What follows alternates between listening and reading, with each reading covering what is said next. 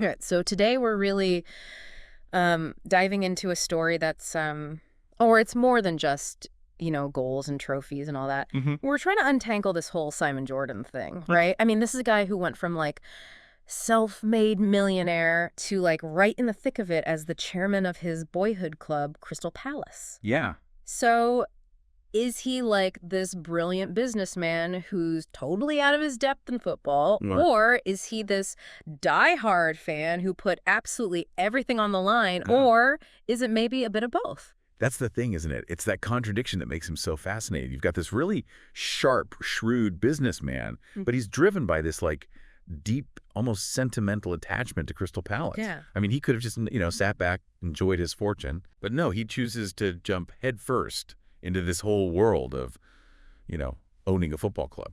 And not just earning any football club, right? This isn't some like hands-off investor No. kind of situation.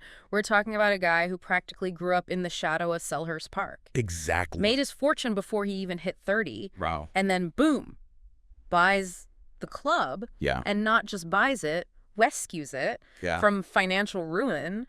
It's remarkable, really. And you have to remember, he was the youngest chairman in the entire football league at the time, Oh, wow. 32, taking on that kind of pressure, Yeah. the weight of his own childhood club, the hopes of, I don't know how many thousands of fans. Right. That's something else. That tells you a lot about his, His ambition. his ambition, his Yeah. drive, Yeah. and just the sheer, commitment to this club. Right. And he didn't just stop there, right? He didn't just save the club. He comes out swinging with this 5-year plan Oh, yeah? to get Crystal Palace into the Premier League. Yeah. I think you gotta admire that. The guts. Bold move. Talk about a statement. Yeah. Was it pure confidence, or was there a little bit of, I'll show him? Right. I think it was probably a bit of both. Right. You don't get to where he was without a healthy dose of confidence and ambition. Right. But also remember, this wasn't just some quiet ambition. He was declaring it publicly, Oh, yeah. drawing a line in the sand. Yeah. And of course, that just ramps up the pressure, Oh, absolutely. sets the stage for, well, a bit of a roller coaster ride. Yeah, and I think roller coaster might be putting it lightly when it comes to some of those early management decisions. That's true. He gained a certain reputation. Yeah, like hire and fire, that was... Basically his middle name for a while there. Yeah, it seemed like every other week there was a new face in the manager's office. Well, he knew what he wanted, and if things weren't working, he wasn't afraid to make a change. That's for sure. And we're not talking about small names here either. I mean, Steve Bruce, Oh, yeah. that was a whole thing. Yeah, their falling out was pretty spectacular. Yeah. He even ended up in court, if I remember right. Oh, yeah, high-stakes stuff. And that really gets at that fine line he was walking, Yeah.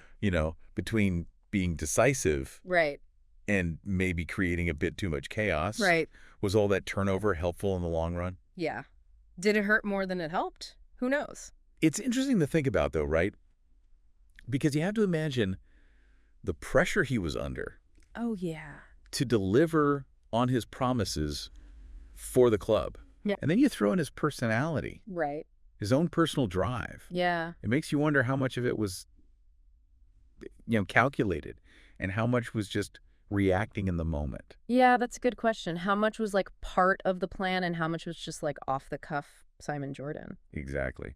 And speaking of high stakes and, big personalities, we got to talk about the Ian Dowie thing. Oh, yeah. Now that's a whole other chapter, isn't it? It really is. The Dowie saga, that's peak Simon Jordan right there. Yeah. You see both sides of him. The success, but also, The drama. the turbulence. I Yeah. mean, you've got Dowie coming in as manager, Right.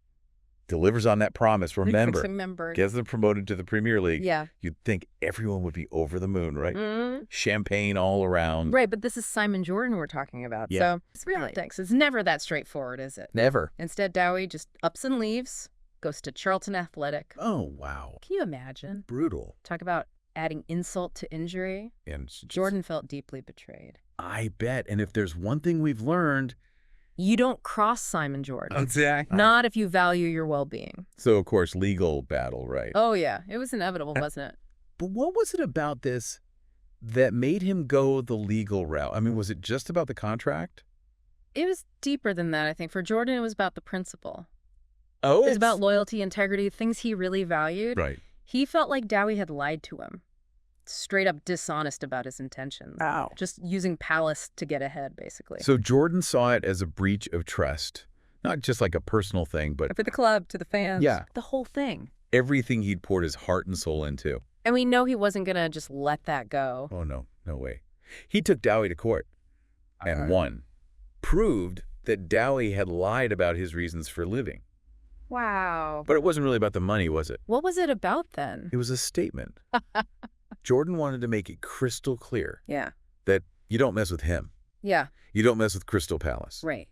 He was a fighter. He meant business. And he expected everyone around him to be on the same page. So that victory, it was kind of like solidifying his reputation. Exactly. He was a force to be reckoned with. Nobody's going to walk all over him, Exactly. He was going to protect his club no matter what. no matter what, Yeah. even if it meant a huge public legal battle. Yeah. He wasn't afraid of a fight, that's for sure. Which brings us to another battle, this time off the pitch. Oh, right. The Selhurst Park saga. So you'd think owning the club, you own the stadium too, right? You'd think so, wouldn't you? But not so fast. Not in this case. Selhurst Park was a whole other beast. Really? Oh, yeah. Complicated ownership situation. Lots of different people involved. Wow. Jordan knew that getting control of the stadium was absolutely crucial. Yeah, build something that lasts. Exactly. Yeah. It's not just about having a place to play. Right. It's about having control over your own destiny. Yeah, being able to make your own choices. Exactly. Long-term vision, stability, all that. So he sets his sights on Selhurst Park. Yep. Makes it a priority. But I'm guessing this wasn't just a simple real estate deal. Oh, no. This was Simon Jordan, remember? Right. Never one for the easy route.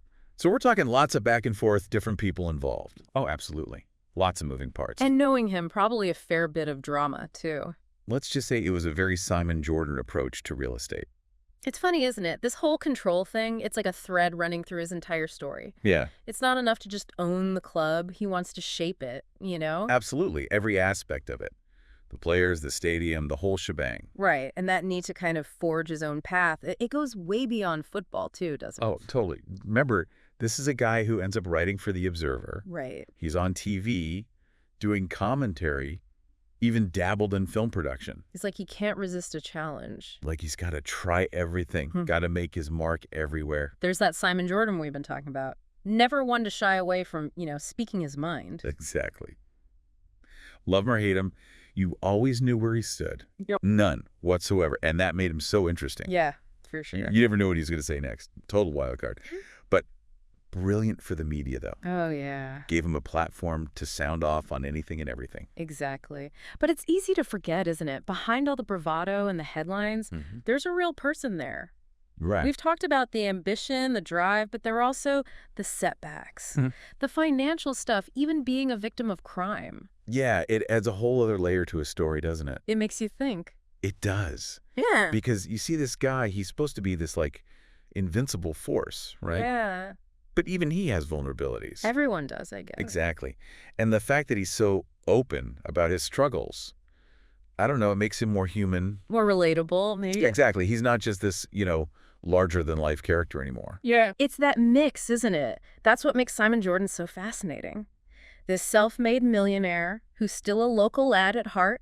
Yeah. The tough businessman who pours his heart into his childhood club. Right. The guy who seems fearless but then opens up about his struggles. Exactly. It all comes back to that question we started with, right? Was he a businessman or a fan? Or somehow both at the same time. I mean, he definitely left his mark on Crystal Palace, that's for sure. Oh, absolutely. Whether you think he was good for the club or not, you can't deny it was an interesting time. That's an understatement, if ever I heard one. He took chances. He shook things up. And he definitely did it his way. No doubt about that. So as we wrap up here, I'm left wondering, what do you think? How will people remember Simon Jordan, the guy who saved his club? Yeah. Or the guy who caused all the drama? Something in between. That's the million-dollar question, isn't it? I guess some things you just can't sum up that easily. Nope. Some stories are just too complicated, too full of twists and turns. And Simon Jordan's story? Well, that's one for the books. You got that right.